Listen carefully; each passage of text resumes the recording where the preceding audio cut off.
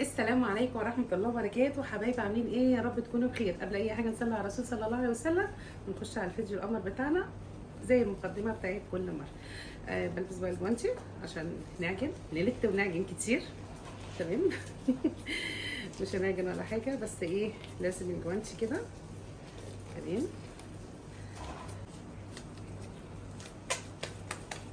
تمام. بصوا بقى، انا هنا هنعمل كفتة اقتصادية. ما فيهاش اي افتكاسات، يعني هي شويه حاجات كده هنقول لكم عليها. موفره جدا. تمام. الله اكبر الله اعظم. المهم، انا هنا عندي فريك مغسول كويس جدا ونقعته شويه، وبعد كده سويته تسويه كامله. بصوا، تسويه كامله. بصوا دي كده تسويه كامله. تمام. تمام. طيب هنعمل ايه؟ انا عندي هنا ربع كيلو من اللحمه المفرومه. تمام. بصوا، هي فيها شويه دهون زي ما انتم شايفين كده. عندي ربع كيلو بس، هنزل بيه على الفريك اللي عندي المستوي زي ما قلت لكم تماما. تمام. وعندي هنا بيضه هنزل بيها. تمام. ركزوا بس الموضوع للاخر.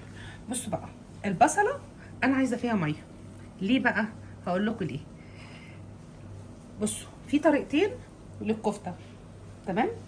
لو انتي ما عندكيش بقسماط مطحون وعندك رغيف فينو بايت عندك ناشف كده، بتصفي الميه تماما من البصله وبتحطيها، بتكسري العيش وبتحطيها تدوب شويه مع الميه في حاجه، وبعد كده بنخلط فيها. بس انا بما ان عندي البقسماط المطحون، فانا هعمل ايه بقى دلوقتي؟ هنزل بالبقسماط المطحون قد 3 معالق كده من البقسماط، وانزل عليهم بالميه وبالبصل كله كده مع بعض. تمام. حبيبي يا رسول الله. طيب نركن بقى الكلام ده كده على جنب. انتوا عارفين ما بحبش الكركبه في المطبخ. تمام. اجي هنا ايه، معلقه فلفل اسمر حلوه كده. تمام. وملح. وعندي هنا السبع بهارات. انا هبقى انزل لكم فيديو عامله فيه السبع بهارات دي. انا عندي هنا في البيت طريقه حلوه جدا هتعجبكم قوي. تمام كده. بس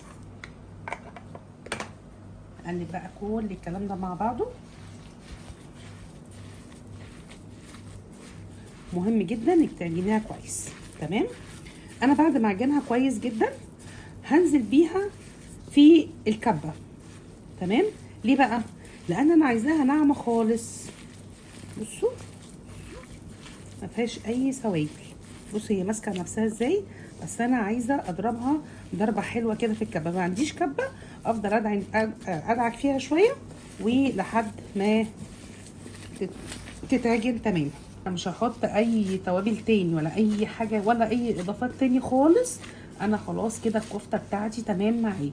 بس هجيب بقى الكبه بتاعتي واضرب ايه الكلام ده كله فيها، واللي هتخليها تنفش معانا وتبقى زي الفل ندي معلقه كده من البيكنج باودر. تمام. ونقلب الكلام ده كله مع بعض. خلاص كده ضربتها شويه في الكبه، وزي ما انتم شايفين كده بقت ناعمه. تمام. هحطها في الفريزر، يعني مسافه بس ما هعمل المكرونه كده معاكم، وبعد كده نصبعها مع بعض. بصوا بقى، هنا حطيت المكرونه تتسلق. تمام.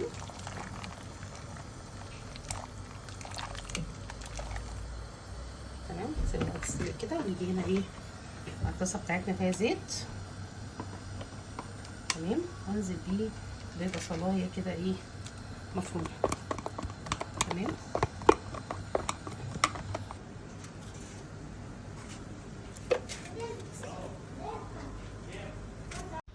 جبنا هنا بقى شوية زيت حلوين كده، وجبنا بصلاية يعني خليتها ناعمة شوية، مش ناعمة خالص، واتحمرت خدت لون زي ما انتوا شايفين كده. وحطيت فصين توم مفرومين بحتة فلفلاية صغيرة. تمام. بس كده هنشوحهم كده، واول ما نلاقي ريحة التومة طلعت كده هنزل بقرن فلفل سبايسي كده يخلي للمكرونة طعم حلو قوي. تمام. برضو قرن الفلفل السبايسي ده اختياري، لو مش حابة ممكن تحطي فلفل رومي او ممكن تستغني عنه خالص. انا حطيت هنا دلوقتي شويه كزبره، طبعا تومه يعني كزبره، مالكوش دعوه بالصوت ده، انا عندي ناس بتصلح حاجات عندي. حطيت بقى ملح وحطيت فلفل عشان البصلايه بتاعتي تبقى حلوه متحيقه كده، ما تبقاش ممرره معايا. تمام، بس كده. هنا بقى كنت جايبه كده معلقه هريسه شطه. المكرونه بصراحه لو مش مشطشطه كده ما بتتاكلش. وجبت هنا كيس طماطم عندي، مش طماطم، صلصه طماطم اللي هي معجون الطماطم، وقلبتها كده. وبعد كده صفيت معايا حوالي نص كيلو من الطماطم. رشه زيت كده. تمام، ناخد كده.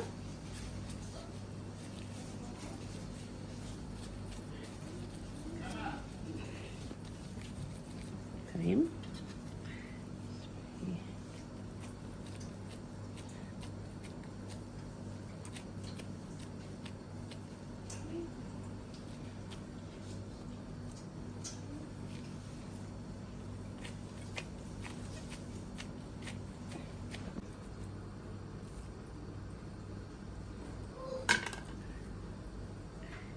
اجي بقى هنا ايه، رشه زيت. زي ما قلت لكم